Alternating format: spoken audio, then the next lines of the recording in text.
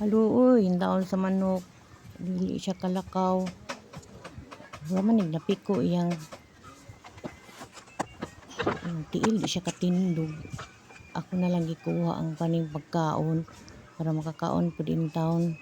Dako ba yung taw? Kaluoy niya, uy. Uy.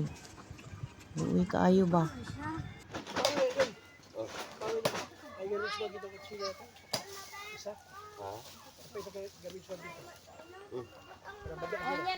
Te, itulak sa itulak.